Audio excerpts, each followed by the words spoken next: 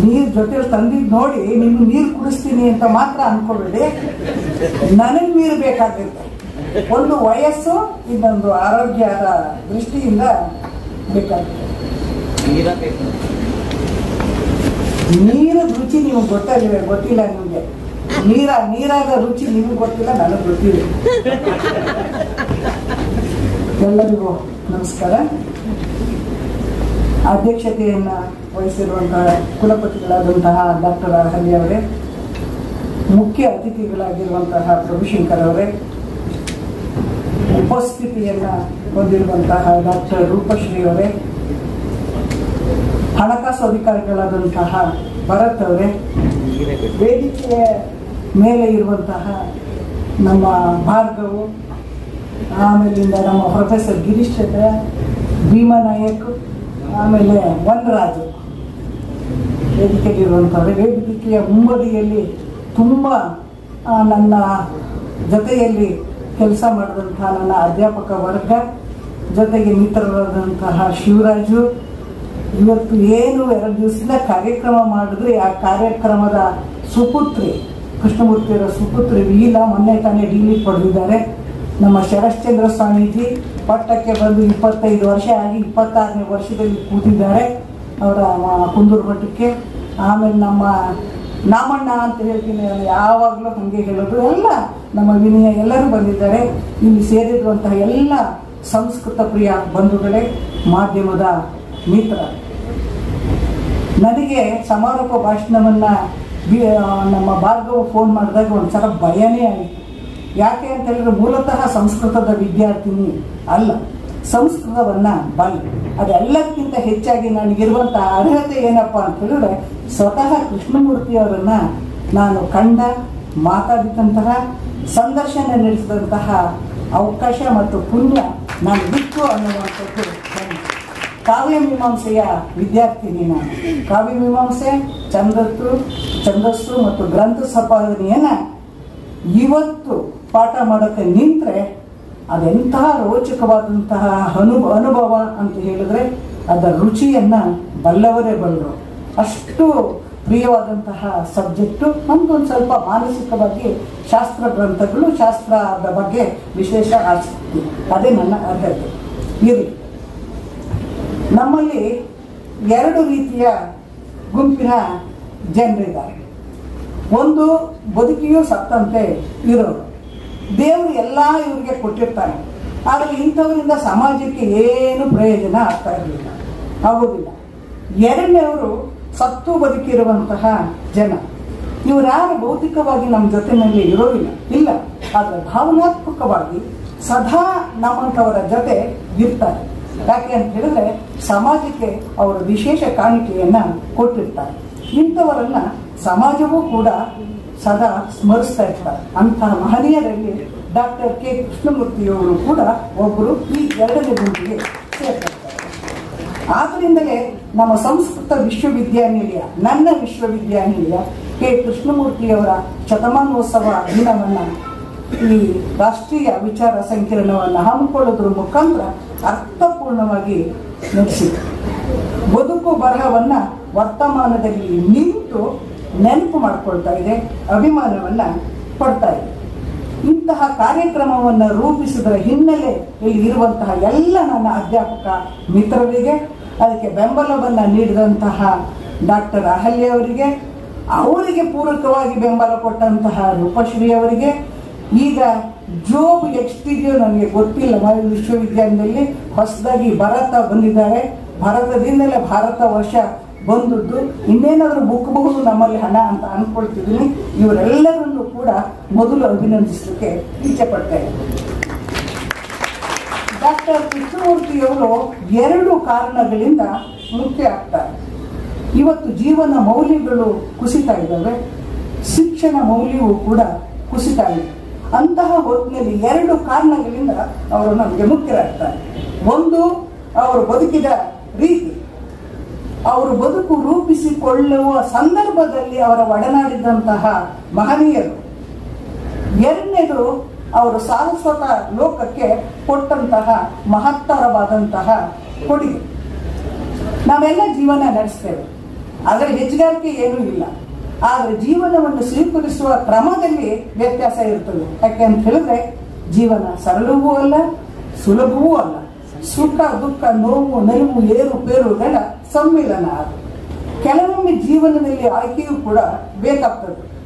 ಆದರೆ ಒಂದು ತಿಳ್ಕೋಬೇಕು, ಒಂದು ನಿರ್ದಿಷ್ಟವಾದಂತಹ ಗುರಿ ಮುಖ್ಯ, ನಿರ್ದಿಷ್ಟವಾದಂತಹ ಉದ್ದೇಶ ಮುಖ್ಯ, ಭವಿಷ್ಯದ ಬಗ್ಗೆ ಕಾಳಜಿ ಮುಖ್ಯ. ಅದಕ್ಕಾಗಿ ಸಿದ್ಧತೆಯನ್ನ ಮಾಡಿಕೊಳ್ಬೇಕಾದದ್ದು ಅತಿ ಮುಖ್ಯ. ಆಗ ಮಾತ್ರ ಹೊಸ ದೃಷ್ಟಿಕೋನವನ್ನ ಬೆಳೆಸ್ಕೊಳ್ಳಿಕ್ಕೆ ಸಾಧ್ಯ ಆಗುತ್ತೆ. ಆಗ ಅಂಥವರ ಜೀವನ ಮಾತ್ರ ಮಾದರಿ ಜೀವನ ಎನಿಸ್ಕೊಳ್ತದೆ. ಅಂತಹ ಮಾದರಿಗೆ ಸಾಕ್ಷಿ ಮತ್ತು ಸಾಕ್ಷಿ ಪ್ರಜ್ಞೆ ಅಂತ ಹೇಳಿದ್ರೆ ಅದು ಕೆ ಕೃಷ್ಣಮೂರ್ತಿಯವರು. ಕೆ ಕೃಷ್ಣಮೂರ್ತಿಯವರು ಹೇಳಿ ಕೇಳಿ ಸಾಂಕೇತಿಕ ಜನ. ಈ ಜನ ಹೆಂಗಪ್ಪ ಅಂತ ಹೇಳಿದ್ರೆ ನಮ್ಗೆ ಸಾಂಕೇತಿಕಗಳು ಬಹಳ ಸಂಪರ್ಕ ಇದೆ. ನಮ್ಮೂರ್ ಕಡೆ ಜಾಸ್ತಿ, ತುಂಬಾ ಸ್ವಾಭಿಮಾನಿಗಳು, ಸ್ವತಂತ್ರ ಮನೋವೃತ್ತಿಯ ಜನ, ಶ್ರಮಜೀವಿಗಳು, ಕಾರ್ಯನಿಷ್ಠೆ ಮತ್ತು ಬೌದ್ಧಿಕತೆಗೆ ಹೆಚ್ಚು ಪ್ರಸಿದ್ಧರಾದವರು. ಅವರು ಮೂಲ ವೃತ್ತಿ ವ್ಯವಸಾಯ ಆಗಿದ್ದಿರಬಹುದು, ಆದರೆ ಈ ಸಾಂಪ್ರದಾಯಿಕವಾದ ವೈದಿಕ ವಿದ್ಯೆಯನ್ನು ಕಟ್ಟುನಿಟ್ಟಾಗಿ ಅವರು ಅಭ್ಯಾಸ ಮಾಡ್ತಾರೆ. ಅದರ ಫಲ ಅವರ ತಂದೆ ಕೆ ಕೃಷ್ಣಮೂರ್ತಿಯವರ ತಂದೆ ವೆಂಕಟ ಸುಬ್ಬಯ್ಯನವರಲ್ಲಿ ಕಾಣಬಹುದು. ಅವರು ಸಂಸ್ಕೃತ ಅಧ್ಯಾಪಕರಾಗಿದ್ರು. ಮಗನಿಗೆ ಬಾಲ್ಯದಲ್ಲಿ ಅಮರಕೋಶವನ್ನ ಅವ್ರು ಕಂಠಪಾಠ ಮಾಡಿಸ್ತಾರೆ. ನೋಡ್ರಿ, ಈ ಸಂಸ್ಕೃತದಲ್ಲಿ ಇದೊಂದು ಪ್ಲಸ್ ಪಾಯಿಂಟ್. ಯಾರು ಅಮರಕೋಶವನ್ನ ಅಭ್ಯಾಸ ಮಾಡಿರ್ತಾರೋ ಅವ್ರಿಗೆ ಶಬ್ದ ಭಂಡಾರ ದೊಡ್ಡದಾಗಿರ್ತದೆ. ಅಷ್ಟೇ ಅಲ್ಲ, ನೆನಪಿನ ಶಕ್ತಿ ಅದ್ಭುತವಾಗಿರ್ತದೆ. ಅದರಿಂದ ಸಂಸ್ಕೃತ ಯಾಕೆ ಕಲಿಬೇಕು ಅಂತ ಹೇಳ್ತೀನಿ ಅಂತ ಹೇಳಿದ್ರೆ, ನಮ್ಮ ಕೊಡಗಿನಲ್ಲಿ ಸಂಸ್ಕೃತ ಯುಕ್ತತೆ ಏನು ಇರಲಿಲ್ಲ, ಅದರಿಂದ ನಾನು ಅವಾಗ ಕಲಿಲಿಲ್ಲ. ಆದ್ರೆ MA ಮಾಡ್ಬೇಕಾದ್ರೆ ನಾನು ಸಂಸ್ಕೃತವನ್ನ ಕಲಿತೆ ಮಾತ್ರ ಅಲ್ಲ, ನನ್ನ ಮಗನಿಗೆ ಸಂಸ್ಕೃತವನ್ನ ಕಲಿಸಿದೆ ಈ ಕಾರಣದಿಂದ. ಅದ್ರ ಜೊತೆಗೆ ಅವರು ಸ್ವ ಇಚ್ಛೆಯಿಂದ ಅಷ್ಟಾಧ್ಯಾಯಿ ಪಾಣಿನಿ ಅಷ್ಟಾಧ್ಯಾಯಿ, ಕೇಶಿರಾಜನ ಶಬ್ದಮಣಿಗರಪಣ, ಭಟ್ಟಾರಕಲಂಕನ ಶಬ್ದಾನುಶಾಸನ ಇವನ್ನೆಲ್ಲವನ್ನು ಕೂಡ ಕಂಠಪಾಠ ಮಾಡಿರ್ತಾರಂತೆ. ಹಾಗಾಗಿ ಅಗಾಧವಾದಂತಹ ಶಬ್ದ ಸಂಪತ್ತಿನ ಪರಿಜ್ಞಾನ ಅವರಲ್ಲಿ ವೃದ್ಧಿಸಿತ್ತು.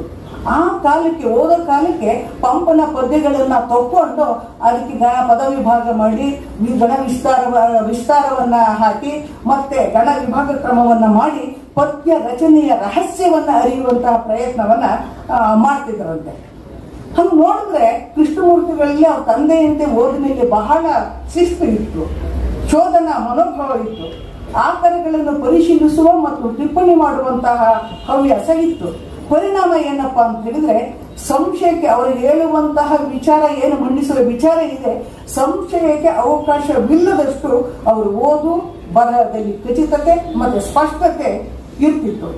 ಇದು ಅವರ ಜೀವನದ ಉದ್ದಕ್ಕೂ ಕೂಡ ನಾವು ಗಮನಿಸ್ತಾ ಬರಬಹುದು ಅಂತ ಕಾಣಿಸುತ್ತೆ. 1937 SSLC ಅವರನ್ನ ಫಸ್ಟ್ ಕ್ಲಾಸ್ನಲ್ಲಿ ಅವರು ಪಾಸ್ ಮಾಡ್ತಾರೆ. ಹಿಂದಕ್ಕೆ ಹೋಗ್ಬೇಕು, ನಿಮ್ಗೆಲ್ಲ ಇದು ಯಾರು ನಮ್ಮ ಇದಕ್ಕೆ ಇರೋದಿಲ್ಲ. ಆಗ ಒಂದು ಫೇಲ್ ಆಯ್ತು ಅಂದ್ರೆ ಪೂರ್ತಿ ಕಟ್ಟಬೇಕಿತ್ತು SSLC ಅನ್ನ. ಹುಡುಗಾಟದ ಸಂಗತಿ ಅಲ್ಲ, ಒಂದು ಫಸ್ಟ್ ಕ್ಲಾಸ್ ರ್ಯಾಂಕ್ ಬಂದ್ಬಿಡ್ತಾ ಇದ್ವು. ಈಗ ಹಂಗಿಲ್ಲ. ಎಷ್ಟು ರ್ಯಾಂಕ್ ಅಂದ್ರೆ 97% ಅದು ಹೆಂಗ್ ತಗೊಳ್ತಾರೆ ಏನೋ ನನ್ಗೆ ಗೊತ್ತಿಲ್ಲ. ನಾವಂತೂ ತಗೊಂಡಿಲ್ಲ. ಬಟ್ ಚಿಕ್ಕ ಚಿಕ್ಕ ನಂಬರ್ಗಳಿಗೆನೆ ನಾವು ಹೆಸರನ್ನ ಪಡೆದಿದ್ವು. SSLC ಇಂದ PhD ವರೆಗೆ ಅವರು ಓದಿದ ಒಂದು ಕ್ರಮ ನೋಡಿ, ಗಳಿಸಿದಂತಹ ಶ್ರೇಣಿಗಳನ್ನು ನೋಡಿ, ಜೊತೆಗೆ ಆ ಬರಹಗಳನ್ನ ಎಲ್ಲ ಬರೆದ್ರಲ್ಲ ಬರಹಗಳನ್ನ ನೋಡಿ ಒಂದಕ್ಕಿಂತ ಒಂದು ಬಿಗುಡು ಶ್ರೇಷ್ಠ ದರ್ಜೆಯು ಹೆಂಗ್ ಸಾಧ್ಯ ಆಯ್ತು ಅಂತ ಹೇಳಿದ್ರೆ, ಶಿಸ್ತು, ಶ್ರದ್ಧೆ, ಆಸಕ್ತಿ ಮತ್ತು ನೆನಪಿನ ಶಕ್ತಿ ಸಾಧಿಸುವ ಛಲ ಇದ್ರೆ ಎಲ್ಲವೂ ಕೂಡ ಸಾಧ್ಯ ಅನ್ನುವಂಥದ್ದು. ಇಂಟರ್ಮಿಡಿಯೇಟ್ ಓದ್ತಾರೆ 1939ರಲ್ಲಿ, ಫಸ್ಟ್ ರ್ಯಾಂಕ್ ಬರ್ತಾರೆ. ಫಸ್ಟ್ ರ್ಯಾಂಕ್, ನಾನು ರ್ಯಾಂಕ್ ಬಂದಿದ್ದೀನಿ, ಅದೇನು ಹೆಚ್ಚುಗಾರಿಕೆ ಅಂತ ನಾನು ಅನ್ಕೊಂಡಿಲ್ಲ. ಆದ್ರೆ ಆಗ ಸಂಸ್ಥಾನ ಇದ್ದಿದ್ದು ಮೈಸೂರು ಸಂಸ್ಥಾನಕ್ಕೆ ಮೊದಲಿಗರಾಗಿ ಕೆ ಕೃಷ್ಣಮೂರ್ತಿಯವರು ಬಂದರು ಅನ್ನುವಂಥದ್ದು. ಹಾಗೆ MA ಓದ್ತಾರೆ ಅವರು ಸಂಸ್ಕೃತ್ನಲ್ಲಿ. MA ಮಾಡಿದಂತ ಸಂದರ್ಭದಲ್ಲಿ ಅವರು ತಗೊಂಡಿದ್ರಲ್ಲ ನಂಬರು, ಅದು ಹಿಂದಕ್ಕೆ 20 ವರ್ಷ. ಅದಕ್ಕೆ 1943 ತಗೊಳ್ತಾರೆ. ಹಿಂದಕ್ಕೆ 20 ವರ್ಷ, ಮುಂದಕ್ಕೆ 19 ವರ್ಷ. ಆ ರೆಕಾರ್ಡ್ ಅನ್ನ ಯಾರಿಗೂ ಮುರಿಲಿಕ್ಕೆ ಸಾಧ್ಯವೇ ಆಗಲಿಲ್ಲಂತೆ. ಇದು ಅವರ ಓದಿನ ತಾಕತ್ತು ಅಂತ ಹೇಳಿದ್ರೆ. ಅವರು ಸಮಯವನ್ನ ಯಾವಾಗಲೂ ಅಪವ್ಯಯ ಮಾಡ್ತಾ ಇರಲಿಲ್ಲ. ಬೇಸಿಗೆ ರಜೆ ಸಿಕ್ತು ಅಂದ್ರೆ ಆಗ್ಲೂ ಪಂಡಿತ್, ಜೂನಿಯರ್ ಪಂಡಿತ್, ಸೀನಿಯರ್ ಪಂಡಿತನು ಕೂಡ ಪಾಸ್ ಮಾಡಿಬಿಟ್ರಂತೆ. ಅವ್ರು ಓದನ್ನ ಹೆಂಗ ಪ್ರೀತಿಸ್ತಾ ಇದ್ರು ಅಂತ ಹೇಳಿದ್ರೆ, ಹಸಿವು ಹೆಂಗ್ ಪ್ರೀತಿಸ್ತಾರೋ ಹಾಗೆ ಓದನ್ನು ಸಹ ಪ್ರೀತಿಸ್ತಾ ಇದ್ರು. ಅವ್ರ ಮನೆಯಲ್ಲಿ ತುಂಬು ಬಡತನ ಇತ್ತು ಕೃಷ್ಣಮೂರ್ತಿಯವರ ತಂದೆ ಮನೆಯಲ್ಲಿ. ಆದರೆ ಅದು ಎಲ್ಲಿಗೂ ಕೂಡ ಮಾರಕ ಆಗಲಿಲ್ಲ. ಆದರೆ ಅವರ ಜೀವನದಲ್ಲಿ ಬರ್ಕೊಳ್ತಾರೆ ಏನು ಅಂತ ಹೇಳಿದ್ರೆ, ನನಗೆ ಇಂಗ್ಲಿಷ್ MA ಮಾಡಬೇಕು ಅಂತಿತ್ತು. ಅವಾಗ ಮಹಾರಾಜಸ್ ಕಾಲೇಜಿನ ಪ್ರಿನ್ಸಿಪಲ್ ರೋಲ್ ಅನ್ನೋರು ಇಂಗ್ಲಿಷ್ ಪ್ರೊಫೆಸರ್ ಮಾಡಬೇಕು ಅಂತಿತ್ತು, ಆದರೆ ಮಾಡೋಕ್ಕಾಗಲಿಲ್ಲ ಅಂತ. ಇಂಗ್ಲಿಷ್ MAನೇ ಮಾಡಬೇಕು ಅನ್ನೋದಕ್ಕೆ ಏನು ಕಾರಣ ಅಂತ ಹೇಳಿದ್ರೆ, ಮನೆಯ ಬಡತನವನ್ನು ನಿವಾರಿಸಿ ತಂದೆಯ ಕಷ್ಟವನ್ನ ಪರಿಹರಿಸಬಹುದಿತ್ತು, ಒಳ್ಳೆ ಉದ್ಯೋಗ ಸಿಕ್ತಿತ್ತು ಅನ್ನೋ ಕಾರಣಕ್ಕೋಸ್ಕರವಾಗಿ. ಆದರೆ ವಿಧಿ ಲಿಖಿತ ಅಂತ ಒಂದು ಇರ್ತದಲ್ಲ, ಅದು ವಿದ್ಯಾರ್ಥಿ ವೇತನ MAಗೆ ಅವಾಗ ಕೊಡ್ತಿದ್ದರಿಂದ MAಯನ್ನ ಅವರು ಸಂಸ್ಕೃತ MAಯನ್ನೇ ಮಾಡಬೇಕಾಯ್ತು. ವಾಸ್ತವದಲ್ಲಿ ಅದು ಕನ್ನಡಿಗರ ಪುಣ್ಯ, ಕನ್ನಡ ನಾಡಿನ ಪುಣ್ಯ, ಕನ್ನಡ ಸಾಹಿತ್ಯ ಲೋಕದ ಪುಣ್ಯ ಅಂತ ಹೇಳಿ ನಾನು ಭಾವಿಸ್ತೀನಿ. ಯಾಕೆ ಅಂತ ಹೇಳಿದ್ರೆ, ಇವತ್ತು ನಾನು ಇಲ್ಲಿ ನಿಂತು ಕಾವ್ಯ ಮೀಮಾಂಸೆಯನ್ನ ಪಾಠ ಮಾಡ್ತೀನಿ ಅಂತ ಹೇಳಿದ್ರೆ, ಒಂದು ಸಂಸ್ಕೃತ ವಿಶ್ವವಿದ್ಯಾನಿಲಯದಲ್ಲಿ ಸಂಸ್ಕೃತವನ್ನ ಮೂಲ ಪಠ್ಯವಾಗಿ ಓದದೇ ಇರೋಳ ಮಾತಾಡ್ತೀನಿ ಅಂತ ಹೇಳಿದ್ರೆ, ನನಗಿರುವಂತಹ ದಾಷ್ಟ್ಯ ಮತ್ತು ತಾಕತ್ತಿಗೆ ಕೆ ಕೃಷ್ಣಮೂರ್ತಿಯವರ ಕೃತಿಗಳೇ ನನಗೆ ಬೆಂಬಲವನ್ನ ಕೊಟ್ಟಿದ್ದು ಅನ್ನೋದನ್ನ ನಾನು ಹೆಮ್ಮೆಯಿಂದ ಹೇಳ್ಕೊಳ್ಳಿಕ್ಕೆ ಇಚ್ಛೆ ಪಡ್ತೀನಿ. ನಮ್ಮ ಮನೆಯವರು ಕಸ್ಪಂಡೆನ್ಸ್ ಕೋರ್ಸ್ MA ಕಟ್ಟಿದ್ರು. 3 ದಿನದಲ್ಲಿ ಕಾವ್ಯ ಮೀಮಾಂಸೆ ಪಾಠ ಮಾಡಿದೆ. ಅವ್ರಿಗೆ 58 ನಂಬರ್ ಬಂದ್ಬಿಡ್ತು.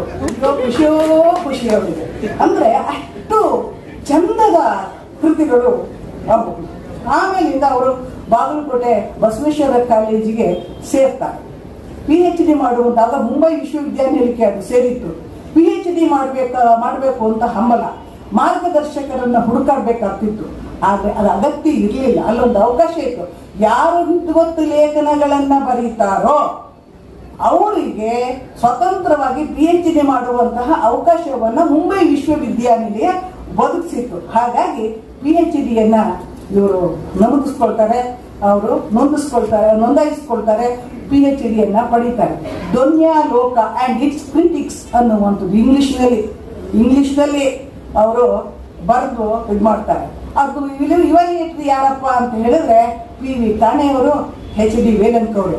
ನಿಜವಾಗಿ ಸಂಶೋಧನೆ ಮಾಡಿದವರಿಗೆ PV ಕಾಣೆಯವರು ಅಂದ್ರೆ ಏನು ಅಂತ ಗೊತ್ತಿರ್ತದೆ, HD ವೇಲಂಕರ್ ಅವರು ಯಾರು ಅಂತ ಗೊತ್ತಿರ್ತದೆ. ಇದನ್ನ ಮಕ್ಕಳಿಗೆ ಕೇಳಿ, ಯಾರು ಗೊತ್ತೇ ಇರೋದಿಲ್ಲ. ಆದ್ರೆ ನನಗೆ ನಮ್ಮಂತವ್ರಿಗೆ, ನಮ್ಮ ತಲೆಮಾರಿನವರು ತುಂಬಾ ಚೆನ್ನಾಗಿ ಅಂತ ಅಧ್ಯಾಪಕರು ಇರ್ತಿದ್ರು.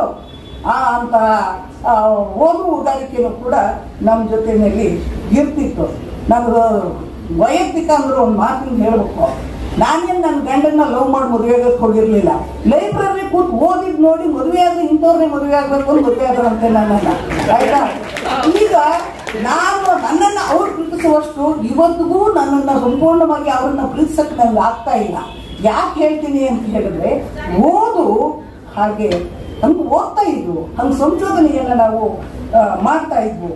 ಅವರು ಇವ್ಯಾಲ್ಯೂಯೇಟ್ ಮಾಡಿ ಮೌಖಿಕ ಪರೀಕ್ಷೆಯ ಅಗತ್ಯ ಇಲ್ಲ, ಇವ್ರಿಗೆ PhD ಕೊಡಿ ಅಂತ ಹೇಳಿ ವರದಿಯನ್ನ ಸಲ್ಲಿಸ್ತಾರಂತೆ. ಇದು ಕೆ ಕೃಷ್ಣಮೂರ್ತಿಯವರ ಬೌದ್ಧಿಕ ಸಾಮರ್ಥ್ಯ ಮತ್ತು ಸಂಶೋಧನೆಯ ಶ್ರೇಷ್ಠತೆಗೆ ಸಾಕ್ಷಿ.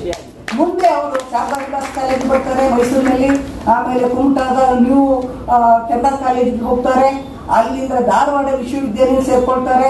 ಅದಾದ್ಮೇಲೆ ಪುಟ್ಟಬರ್ದಿಗೂ ಹೋಗಿ ಶಿಕ್ಷಣ ಸಂಸ್ಥೆಯಲ್ಲಿ ಉದ್ಯೋಗವನ್ನ ಮಾಡ್ತಾರೆ. ಈ ಮೈಸೂರಿಗೆ ಬಂದ ಮೇಲೆ ಇದೆಯಲ್ಲ, ಅದು ಅವರ ಕ್ರಿಯಾಶೀಲತೆಗೆ ಒಂದು ಹೊರಳು ದಾರಿಯನ್ನ ರೂಪಿಸ್ತು ಅಂತ ಹೇಳಿ ನಾನು ಅನ್ಕೊಳ್ತೀನಿ. ಯಾಕೆ ಅಂತ ಹೇಳಿದ್ರೆ, ಗುರು ಸದೃಶವಾದಂತಹ ಒಡನಾಡಿಗಳ ದಂಡು ಅವರಿಗೆ ಸಿಗ್ತದೆ.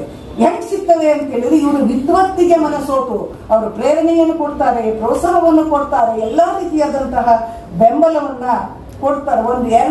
ಒಂದಿಷ್ಟು ಹೆಸರುಗಳನ್ನು ಹೇಳ್ತೀನಿ, ನೀವು ಅದನ್ನ ಮಥನ ಮಾಡಿ. ನೀವು DLN, Ti Nam Shri, Kuvempu, Bendre, Nandimath, VC, Na Kasturi, DVG, V Gokak, KR Srinivasa Iyengar, Shankar Narayana, AR Krishnashastri, SK Ramachandra ಅವರು ಇತ್ಯಾದಿ ಅವರು. ಹೆಮ್ ಹಿರಿಯಣ್ಣ, ಅದು ಇಂಪಾರ್ಟೆಂಟ್. M ಹಿರಿಯಣ್ಣವರು, ಪ್ರೊಫೆಸರ್ M ಹಿರಿಯಣ್ಣವರು. ಈ ಪಟ್ಟಿ ಹಿಂಗೆ ಇದೆ. ಎಲ್ಲರೂ ವಿದ್ವತ್ತು, ನಮ್ಮ ನಾಡಿನ ವಿದ್ವತ್ತು ಲೋಕದ ಚಿರಂಜೀವಿಗಳು ಅವರು. ಅವ್ರ ಹೆಸರನ್ನ ಕೇಳಿದ್ರೆ ಸಾಕು ನಮಗೆ ಒಂಥರ ರೋಮಾಂಚನ ಆಗ್ತದೆ. ಸುಮ್ಮನೆ ಕೈ ಮುಕ್ಕೊಬಿಡ್ಬೇಕು ಅಂತ ಹೇಳಿ ಅನಿಸುತ್ತೆ. ಅವ್ರು ಒಡಗಡೆದ ಒಂದೆರಡು ಪ್ರಸಂಗಗಳನ್ನು ಹೇಳಬೇಕು ನಾನು ನಿಮಗೆ. ಯಾಕೆ ಅಂತ ಹೇಳಿ 2 ದಿವಸಗಳ ಕಾಲ ನಿರಂತರವಾಗಿ ನೀವು ಅಲಂಕಾರ ಶಾಸ್ತ್ರ, ಕಾವ್ಯ, ನಾಟಕ ಇತ್ಯಾದಿಗಳನ್ನೆಲ್ಲವನ್ನು ಕೂಡ ವಿದ್ವಾಂಸರಿಂದ ನೀವು ಕೇಳಿದ್ದೀರಿ. ಇದನ್ನ ಕೆಲವು ಪ್ರಸಂಗ ಕೇಳಿದಿರೋ ಇಲ್ವೋ ಗೊತ್ತಿಲ್ಲ. ಆದರೆ ಇಲ್ಲೊಂದೆರಡು ನಿಮಗೆ ಹೇಳಲಿಕ್ಕೆ ಇಷ್ಟಪಡ್ತೀನಿ ನಾನು. ಅವರು ಡಾಕ್ಟರೇಟ್ ಥೀಸಿಸ್ ಅನ್ನ ತಗೊಂಡು ಬರ್ದ ಆದ್ಮೇಲೆ ಅವ್ರ ತಂದೆ ಹೋಗ್ಬಿಟ್ಟು ಹಿರಿಯಣ್ಣವ್ರ ಹತ್ರ ನನ್ನ ಮಗ PhD ತಗೊಂಡಿದ್ದಾನೆ, ಅದೇನ್ ಬರ್ದಿದ್ದಾನೆ ಒಂಚೂರು ಪರಿಶೀಲಿಸಿ ನೋಡಿ ಅಂತ ಹೇಳ್ತಾರೆ. ಕೊಟ್ಟು ಹೋಗಿ ಅಂತ ಹಿರಿಯಣ್ಣ ಹೇಳ್ತಾರೆ. ಇವ್ರು ಪುಸ್ತಕ ಕೊಟ್ಟು ಹೋಗ್ತಾರೆ. 8 ದಿವಸ ಆದ್ಮೇಲೆ ಒಂದು ಅಂಚೆ ಕಾರ್ಡ್ ಕಳಿಸ್ತಾರೆ. ಇಂಥ ದಿವಸ ಇಷ್ಟು ಗಂಟೆಗೆ 8 ಗಂಟೆಗೆ ನನ್ನ ಮನೆಗೆ ಬಂದು ಭೇಟಿ ಮಾಡುವುದು ಅಂತ. ಸುಮ್ಮನೆ ಹೋಗಂಗಿರ್ಲಿಲ್ಲ ಫಾರಿನ್ ಸಿಸ್ಟಮ್ ಹಿರಿಯಣ್ಣವ್ರ ಹತ್ರ. ಯಾಕೆಂದ್ರೆ ಸಮಯ ಪ್ರಜ್ಞೆ. ಹೋದ್ರು ಇವರು ಕೆ ಕೃಷ್ಣಮೂರ್ತಿಯವರು ಹೋಗ್ತಾರೆ. ಅವರು ಬಾಕ್ಲಲ್ಲೇ ನಿಂತಿರ್ತಾರಂತೆ ಹಿರಿಯಣ್ಣವರು. ಬಂದ್ಬಿಟ್ಟಿದ್ದೇನೆ ಅವ್ರನ್ನ ಎದೆಗಪ್ಪಿಕೊಂಡು ಅವ್ರನ್ನ ಕರ್ಕೊಂಡು ಹೋಗಿ ಮನೆಯಲ್ಲಿ ಅವ್ರು ಓದೋ ರೂಮ್ನಲ್ಲಿ ಇದ್ದಿದ್ದು ಒಂದು ಸಣ್ಣ ಟೇಬಲ್, ಒಂದು ಕುರ್ಚಿ, ಒಂದು ಸ್ಟೂಲ್. ಇವ್ರನ್ನ ಕರ್ಕೊಂಡೋಗಿ ಕುರ್ಚಿ ಮೇಲೆ ಕೂರಿಸ್ತಾರಂತೆ ಕೃಷ್ಣಮೂರ್ತಿಯವ್ರನ್ನ. ತಾವು ಸ್ಟೂಲ್ನಲ್ಲಿ ಕೂತ್ಕೋತಾರೆ. ಆಗ ವಯಸ್ಸೆಷ್ಟು? 72 ವರ್ಷ ಹಿರಿಯಣ್ಣವರಿಗೆ, 24 ವರ್ಷ ಕೃಷ್ಣಮೂರ್ತಿಯವರಿಗೆ. 24 ವರ್ಷದ ಹಿರಿಯನನ್ನ ಕುರ್ಚಿ ಮೇಲೆ ಕೂರಿಸ್ತಾರೆ, ತಾವು ಸ್ಟೂಲ್ ಮೇಲೆ ಕೂತ್ಕೊಳ್ತಾರೆ. ವಿದ್ವತ್ತಿನ ಮುಂದೆ ಎಂಥವರು ತಲೆಬಾಗಬೇಕು ಅನ್ನೋದು ಇದರಿಂದ ನಮ್ಗೆ ಗೊತ್ತಾಗ್ತದೆ. ಅಷ್ಟೇ ಅಲ್ಲ, ದೊಡ್ಡವರ ದೊಡ್ಡತನ ಇದೇ ಇರಬೇಕು ಅಂತ ಕಾಣಿಸುತ್ತೆ. ಹಿರಿಯಣ್ಣವರೇನು ಸಾಮಾನ್ಯರೇ? ಭಾರತೀಯ ತತ್ವಶಾಸ್ತ್ರವನ್ನು ಕೂತ್ ನೋಡ್ಬೇಕು. ಅಂತ ಪ್ರಸಾದಂಗ ಮೈಸೂರು ಯೂನಿವರ್ಸಿಟಿ ಪಬ್ಲಿಷ್ ಮಾಡಿದೆ, ಅದನ್ನ ಓದ್ಬೇಕು. ಏನಪ್ಪಾ ಎಕ್ಸ್ಪೀರಿಯನ್ಸ್ ಆಯ್ತಾ? ಅದು ಅದ್ಭುತ ಕಂಡ್ರಿ. ಅಯ್ಯೋ, ನನ್ಗೆ ಫಿಲಾಸಫಿ ಬೇರೆ ಹುಚ್ಚು, ಅದನ್ನ ಓದಿ ನನಗೂ ಹುಚ್ಚಿದೆ ಅದೊಂದು ಬಾಕಿ. ಅದನ್ನು ಓದಿಯೋದನ್ನ ನನಗೆ ಗೊತ್ತಿಲ್ಲ ಆಯ್ತಾ. ಹಂಗೆ ಸಂಸ್ಕೃತ ತತ್ವಶಾಸ್ತ್ರದಲ್ಲಿ ವಿಶ್ವ ಪ್ರಸಿದ್ಧ ಪಂಡಿತರು ಅವರು.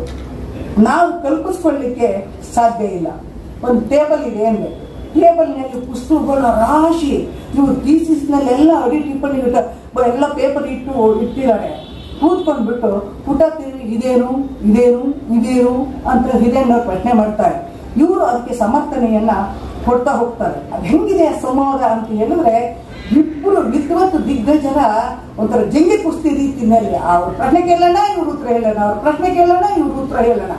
ತುಂಬಾ ಹಿರಿಯಣ್ಣವ್ರಿಗೆ ತುಂಬಾ ಖುಷಿ ಆಗ್ಬಿಡ್ತದೆ. ಆಗ ಒಂದು ವಿದ್ವತ್ ಪ್ರಬಂಧವನ್ನ ಹೆಂಗೆ ಮಂಡಿಸಬೇಕು ಅನ್ನೋದ್ರ ರೀತಿಯಲ್ಲಿ ಇಂಗ್ಲಿಷು, ಫ್ರೆಂಚು, ಜರ್ಮನಿ ಮೊದಲಾದಂತಹ ಪಾಶ್ಚಾತ್ಯ ತತ್ವಶಾಸ್ತ್ರಜ್ಞರ ಒಂದು ವಾದವನ್ನ ಮುಂದಿಟ್ಕೊಂಡು ಕಂಪೇರಿಟಿವ್ ಸ್ಟಡಿ ಮಾಡಿ ಅವ್ರಿಗೆ ಹೇಳ್ಕೊಡ್ತಾರೆ.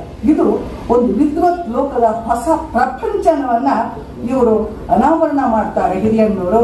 ವಿದ್ವತ್ ಬರಹಕ್ಕೆ ಒಂದು ನಿರ್ದಿಷ್ಟವಾದಂತಹ ದಿಕ್ಕನ್ನು ತೋರಿಸುವಂತಹ ಪ್ರಯತ್ನವನ್ನ ಅವರು ಮಾಡ್ತಾರೆ.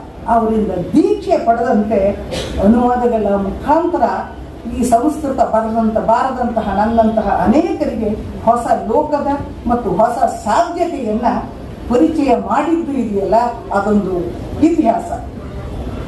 ಇನ್ನೊಂದು, ಮೈಸೂರು ವಿಶ್ವವಿದ್ಯಾಲಯ ಕೃಷ್ಣಶಾಸ್ತ್ರಿಗಳು ಕನ್ನಡ ಪ್ರಾಧ್ಯಾಪಕರಾಗಿರ್ತಾರೆ. ಇವ್ರ ಶಿಷ್ಯನೇ ಕೆ ಕೃಷ್ಣಮೂರ್ತಿ, ಇವ್ರ ಶಿಷ್ಯನೂ ಹೌದು. ಇವರು ವಿದ್ವತ್ತನ್ನ ನೋಡಿ ಅವರು ಮನಸ್ಸೋತಿರ್ತಾರೆ. ಅವಾಗ ಇಂಗ್ಲಿಷಿನ ಮುಖಾಂತರ ಕನ್ನಡ ಕಾವ್ಯಮೀಮಾಂಸೆಯನ್ನು ಅಭ್ಯಾಸ ಮಾಡಬೇಕಿತ್ತಂತೆ ಆ ಕೃಷ್ಣಶಾಸ್ತ್ರಿಗಳು ಇದ್ದಾಗ. ಇವ್ರನ್ನ ಕರೆದ್ಬಿಟ್ಟು, ನೋಡಪ್ಪ ಸಮಸ್ಯೆ ಹಿಂಗಿದೆ, ನೀನು ಧ್ವನ್ಯಾಲೋಕವನ್ನ ವಿಮರ್ಶಾತ್ಮಕವಾಗಿ ನೀನು ಅನುವಾದ ಮಾಡ್ಕೊಡು, ಅದನ್ನ ನಾನು ಪ್ರಬುದ್ಧ ಕರ್ನಾಟಕದಲ್ಲಿ ಪ್ರಕಟಿಸ್ತೀನಿ ಅಂತ ಹೇಳಿ ಹೇಳ್ತಾರೆ. ಅವರು ಹಿಂಗೆ ಮಾಡಿಕೊಡ್ತಾರೆ. ಅದನ್ನ ಲಕ್ಷ್ಯವನ್ನೂ ಕೂಡ ಕನ್ನಡದಲ್ಲಿ ಎಷ್ಟು ಚಂದ ಮಾಡಿ ನೋಡಿ ಖುಷಿ ಪಟ್ಟು ಒಂದೊಂದು ಪ್ರಬುದ್ಧ ಕರ್ನಾಟಕದಲ್ಲಿ 50 ಪುಟ ಅದಕ್ಕೆ ಮೀಸಲಿ ಇಡ್ತಾರೆ. ಹಿಂಗೆ 2 ಪ್ರಬುದ್ಧ ಕರ್ನಾಟಕ ಬರ್ತದೆ. ಈಗ ಹೊಟ್ಟೆ ಕಿಚ್ಚಿಬಿಡಂಗೆ ಅವತ್ತೂ ಕೂಡ ಹೊಟ್ಟೆ ಕಿಚ್ಚಿನ ಜನ ಇದು ಕೈಲಾಗವನು ಮೈ ಪತ್ಕೊಂಡ ಅಂತಾನಲ್ಲ, ಹಂಗೆ ಆ ರೀತಿಯಾಗಿ ಅವರು 50 ಪುಟವನ್ನ ಅವ್ರು ಮೀಸಲಿಟ್ಟಿದ್ದು ಅನ್ನೋದ್ರ ಬಗ್ಗೆ ಇವರಿಗೆ ತುಂಬಾ ಅಸಮಾಧಾನ ಆಗ್ತದೆ. ಅವರೆಲ್ಲರನ್ನೂ ಕೂಡ ದೂರು ಕೊಡ್ತಾರೆ. ಆಗ ತಶು ಶಾಮರಾಯರು ಪ್ರಸಾರಾಂಗದ ನಿರ್ದೇಶಕರಾಗಿರ್ತಾರೆ. ಪ್ರಕಟಕ್ಕೆ ಆಗೋದಿಲ್ಲ ಪೂರ್ತಿಯ, ನೀನು ಒಂದು ಟಿಪ್ಪಣಿ ಮಾಡಪ್ಪ ಅಂತ ಹೇಳಿ ಕೃಷ್ಣಮೂರ್ತಿಯವರು ಹೇಳ್ತಾರೆ. ಕೃಷ್ಣಮೂರ್ತಿಯವರು ಏನು ಉತ್ತರ ಕೊಡೋದಿಲ್ಲ, ಮೌನ ಧರಿಸ್ತಾರೆ. ಈ ದೊಡ್ಡವರು ಹಂಗೇನೆ ಕಂಡ್ರೆ, ವಿದ್ವಾಂಸರು ಯಾವಾಗಲೂ ಮೌನದಿಂದಲೇ ಪೆಟ್ಟು ಕೊಡ್ತಾರೆ, ಹಂಗೆ ಇವ್ರು ಕೊಡ್ತಾರೆ. AR ಕೃಷ್ಣಶಾಸ್ತ್ರಿ ಅವರಿಗೆ ತಡ್ಕೊಳಕ್ಕಾಗ್ಲಿಲ್ಲ. ಇಷ್ಟು ಅದ್ಭುತವಾಗಿ ನಾನು ಶಿಷ್ಯ ಮಾಡಿದ್ದಾನೆ, ಇದೇನು ಹಿಂಗೆ ಮಾತಾಡ್ತಾರೆ ಅಂತ ಹೇಳಿ ಆ ಕಟ್ಟನ್ನ ತಗೊಂಡು ಕುವೆಂಪು ಅವ್ರು ಹೋಗ್ತಾರೆ, ಆ ಥರ ಹೋಗ್ತಾರೆ. ಕುವೆಂಪು ಅವಾಗ ಕುಲಪತಿ ಆಗಿರ್ತಾರೆ ವಿಶ್ವವಿದ್ಯಾನಿಲಯಕ್ಕೆ. ಅವ್ರು ಹೋಗಿ ನೋಡಿ ಹೀಗೆ ಅಂತ. ಕುವೆಂಪು ಅವರು ಅದನ್ನು ನೋಡಿ ಆ ಪ್ರಬುದ್ಧ ಕರ್ನಾಟಕ ಯಾಕೆ ಬೇಕು, ನಾಟಕ ಅಸ್ಥಿ ಪ್ರಸ್ತುತ ತಗೊಂಡೋಗಿ ಕೊಡ್ರಿ ಅಂತ ಹೇಳಿ ಅದು 400 ಪುಟದ ಪುಸ್ತಕವನ್ನ ಅಲ್ಲಿ ಪ್ರಕಟಿಸುವಂತ ಪ್ರೇರಣೆಗೆ ನಾವು ಹೇಳಿ ಪ್ರೋತ್ಸಾಹವನ್ನ ಕೊಡ್ತಾರೆ ಕುವೆಂಪು ಅವರು. ಇಲ್ಲಿ ನೋಡಿ, ಒಂದು ಕಡೆ ಗುರು ಶಿಷ್ಯರ ಸಂಬಂಧ ಹೇಗಿರ್ತದೆ, ಇನ್ನೊಂದು ಕಡೆ ಗುಣವನ್ನು ಗ್ರಹಿಸುವಂತಹ ಒಂದು ಔದಾರ್ಯದ ಮನಸ್ಥಿತಿ ಹೇಗಿರ್ತದೆ ಅನ್ನುವಂಥದ್ದು. ಯಾಕೆ ಅಂತ ಹೇಳಿದ್ರೆ, ಹಾಗೆ ಕುವೆಂಪು ಅವರು ಹಾಗೆ, AR ಕೃಷ್ಣಶಾಸ್ತ್ರಿಗಳು ಹಾಗೆ, ಕೃಷ್ಣಮೂರ್ತಿಯವರು ಕೂಡ ಹಾಗೆ ವಿದ್ವತ್ತನ್ನ ಗೌರವಿಸುವುದು ಅಂತ ಹೇಳಿದ್ರೆ ಇದೆ ಅಂತ ಕಾಣಿಸುತ್ತೆ. ಹೀಗೆ ಬೆಳೆದಂತಹ ಕುವೆಂಪು ಮತ್ತು ಅವರ ಸಂಬಂಧ ಮುಂದುವರಿತದೆ. ಕುವೆಂಪು ಅವರ ರಾಮಾಯಣ ದರ್ಶನವನ್ನು ಬರಿತಾ ಇರ್ತಾರೆ. ಬರೀತಿರುವಂತಹ ಹೊತ್ತಿನಲ್ಲಿ ಒಂದು ದಿವಸ ಇವರು ಭೇಟಿಗೆ ಹೋಗ್ತಾರೆ. ಅವರು ತನ್ನ ರಾಮಾಯಣ ದರ್ಶನದ 25 ಪುಟಗಳನ್ನು ಕೊಟ್ಬಿಟ್ಟು, ನೋಡಪ್ಪ ಚಂದ ಸರಿಯಾಗಿದೆಯಾ ಅಂತ. ಕುವೆಂಪು ಅವರು ಚಂದ ಸರಿಯಾಗಿದೆಯಾ ಅಂತ ಕೃಷ್ಣಮೂರ್ತಿಯವರು ಕೊಡ್ತಾರೆ. ಕೃಷ್ಣಮೂರ್ತಿಯವರು ಆಶ್ಚರ್ಯಚಿನಿ ಎಷ್ಟು ಬೇಕಾದ್ರೂ ಹಾಕೊಳ್ರಿ ನೀವು. ಆವಾಗ ಅವ್ರು ನೋಡ್ಬಿಟ್ಟು 8 ಮಾತ್ರ ಗಂಧದ ಲಯ ಅದ್ಭುತವಾಗಿದೆ ಅಂತ ಹೇಳ್ತಾರೆ. ಇವ್ರಿಗೆ ಖುಷಿಯೋ ಖುಷಿ. ತಕ್ಷಣ ಇವ್ರೇನ್ ಮಾಡ್ತಾರೆ, ಅಲ್ಲಿ ಸುಳ್ಳಾಗೋದಿಲ್ಲ ಕೃಷ್ಣಮೂರ್ತಿಯವರು, ಅದನ್ನ ಕಂದ ಪದ್ಯ ಒಂದು ರೀತಿಯಲ್ಲಿ ಕನ್ವರ್ಟ್ ಮಾಡಿ ತೋರಿಸ್ತಾರೆ. ಇನ್ನೂ ಖುಷಿ ಇದ್ಬಿಡ್ತದೆ ಕುವೆಂಪುಗೆ. ಖುಷಿಯನ್ನ ಬಹಳ ಅವ್ರ ಹತ್ರ ಹೋದವ್ರಿಗೆ ಗೊತ್ತು, ಎಷ್ಟು ಮುಗ್ಧವಾಗಿ ಅವ್ರು ಸಂತೋಷ ಪಡ್ತಿದ್ರು, ನಗ್ತಿದ್ರು ಅನ್ನುವಂಥದ್ದು.